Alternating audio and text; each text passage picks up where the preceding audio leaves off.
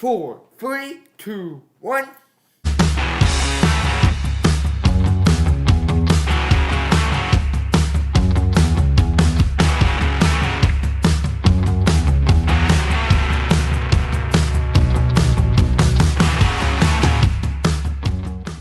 One. Hello and welcome to Full Throttle. Boy, going back in the day on Full Throttle today. Our first guest ever has reappeared, Bob Puppis. How are you doing today, Bob? I'm doing great, Justin. How are you doing? Oh, I'm doing fantastic. Happy to have you on again.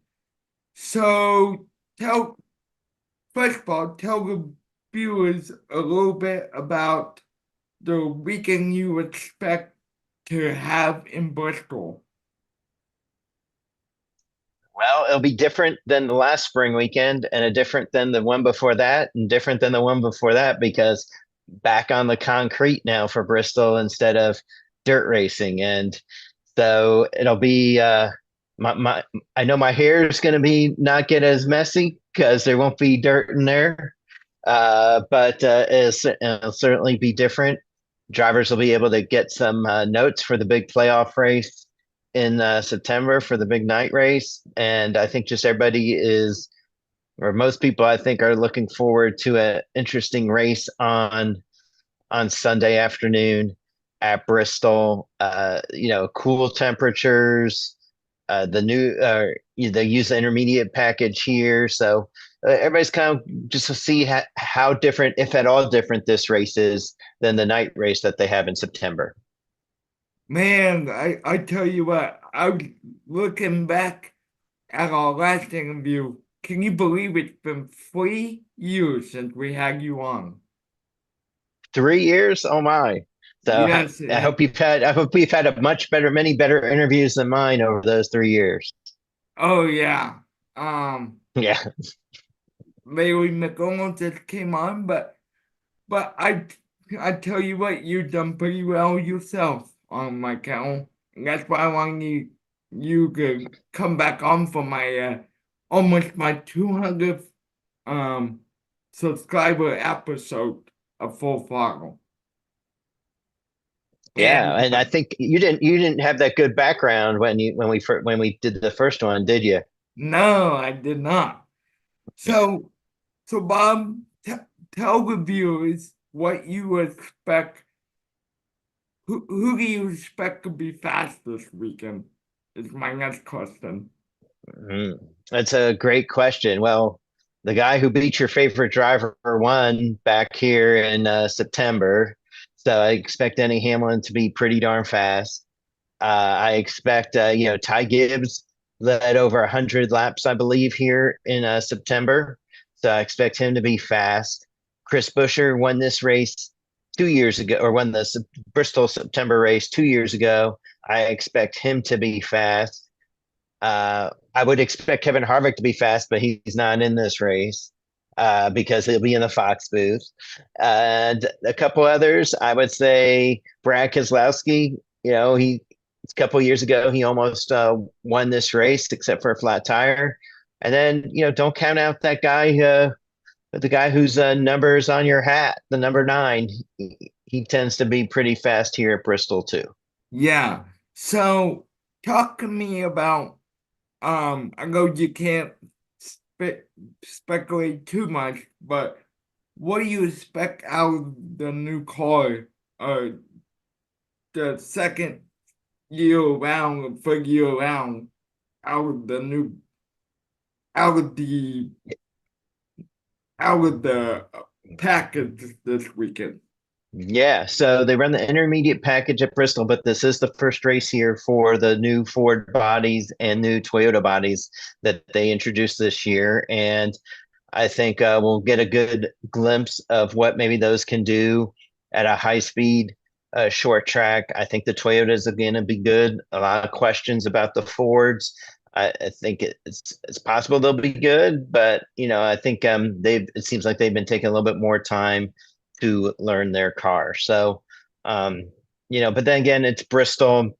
It's a unique track.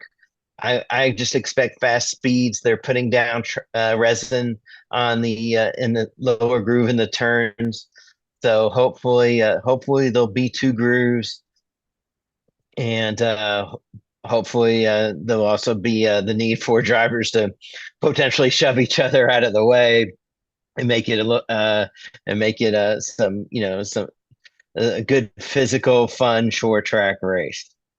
Yeah, so on that note, with Kevin Harvick not in the race, how do you think he's adjusted to the role of what you guys do at Fox Sports, the commentary side of things? What have you seen out of Kevin Harvick, your new partner at Fox I've seen Sports?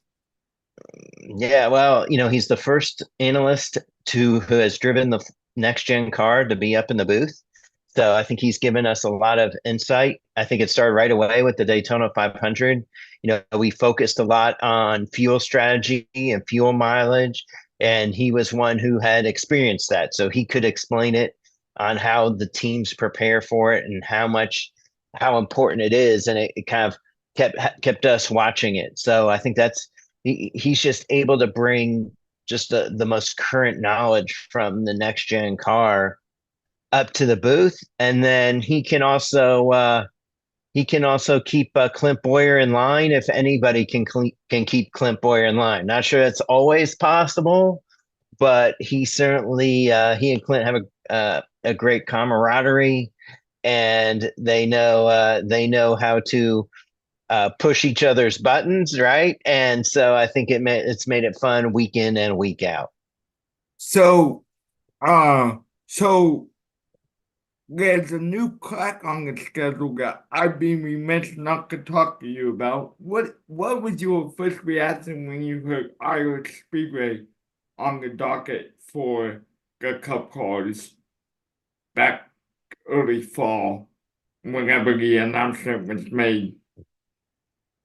I mean, I was a little bit, when I first heard that they were going to potentially go to Iowa a few weeks before the schedule announcement, I was a little bit surprised because, I mean, NASCAR's owned that track for 10 or so years. And if they wanted to race at Iowa, they could have raced at Iowa well before this season. So I think it's a track that uh, a lot of veterans have a lot of laps on in testing, and many who've raced in Xfinity and trucks, except for the last few years, have had a good number of laps. So it'll be new for Cup, but it won't be new for a lot of these drivers.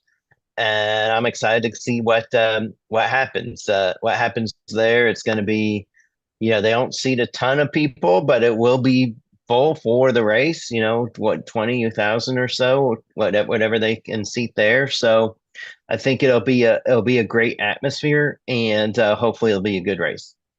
Yeah, and on that note, I wish I was going to be a part of the media Mhm. program for everybody for Iowa Speedway.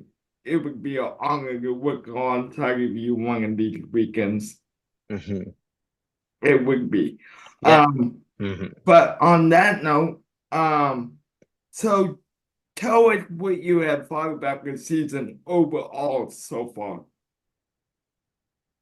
Well, I'd like to be able to pick a favorite, but it seems like each week it's somebody else new, right? Kyle Larson one week. Um, obviously last week Christopher Bell, Tyler Reddick, right there. Yeah, William Byron win Daytona. So nobody has more than 7 stage points or 7 playoff points, and that's Kyle Larson, and he earned them all at Las Vegas. So I say that we haven't really seen a somebody who says like I'm the driver to beat week in and week out. And we've seen a lot of drivers have mixed results. So I don't think there's from position 1 through position 30, any of those drivers can have a top 10 day. So I think there's been a lot of parity. Carson Hocevar's probably run a little bit better than what you thought. Noah Gregson's probably run a little bit better than what you thought. Austin Cindric was having good rides going until last week. And then you look at maybe on the other end of the spectrum, and Joey Logano hasn't had the start that what you thought. But I've learned that when you start downing Joey Logano is when Joey Logano starts running really well. Your reaction to what Joey Logano put out on Facebook today, right before we did this interview, I saw where Joey Logano was talking 2025 being his last year and going into broadcasting like everybody else. Have I, Is that just a I'd, rumor? Or- I'd be surprised about that. I think Joey Logano has plenty of racing years left. Really? Okay. Yes. I guess had to bring that Mhm. up because I saw that little news clip on Facebook today, so I thought maybe Mhm. there was some rumblings in the garage that somebody was Eh, going to take over. So who better to ask than you? Um, I know Joey loves to race, and as long as somebody will pay him pretty well to race, I would see him racing. awesome.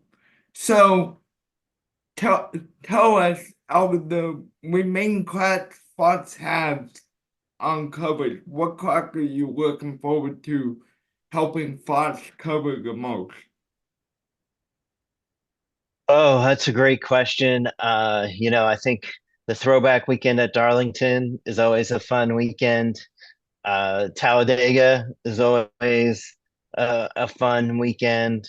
I mean, obviously, love all the tracks. Those two are probably some of the biggest ones. I'm really interested in the repaves, both at North Wilkesboro for the All Star race and at Sonoma for which ends the Fox schedule. And those tracks are going to be way fast. Yeah. Has there been testing going on at Sonoma? I saw where there was testing going on at Northwestville Yeah, on, but yeah, yeah. there'll be a few cars testing at Sonoma, I think by the end of the month. They'll get a few cars out there to check tires and see what tire they want to bring back there in June. Oh, awesome. So just two more questions and we'll let you go for the day. So looking at the schedule overall, um, who do you think is going to be your championship favorite if you had to put your finger on it right now? Right now, I mean, it's kind of hard to bet against Kyle Larson. Obviously he didn't have the week he won last week, but he was strong at a mile and a half, and there are a lot of mile and a half tracks.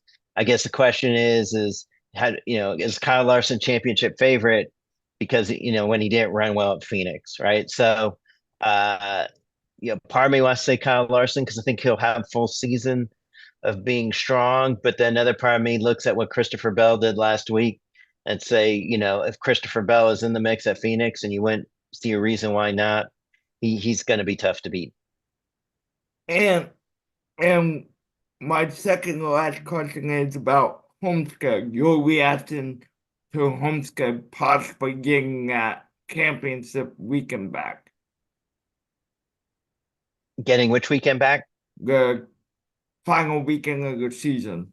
Oh, I mean, I, I I think the championship race should move every few years because you wouldn't want a driver whose best track is the championship track to have an advantage. You wouldn't want a driver whose worst track is the championship track to be at a disadvantage. So whether that goes to Homestead or whenever they get the the LA area track done in the next who knows how many years, Yeah. it wouldn't be bad to see it move around. But whether it moves around after this year or not, I guess we'll just have to see. Well, Bob, thank you for coming on 3 years to the day because I looked it up and it's about 3 years to the day from our last time together. And I so appreciate your friendship and I so appreciate you. And I hope to do some work beside you. All right. Well, I appreciate being on. Appreciate you having me. Congratulations on year after year getting all these interviews and looking better and better every day. Thank you, Bob. And we will talk to you guys later. Goodbye, everyone.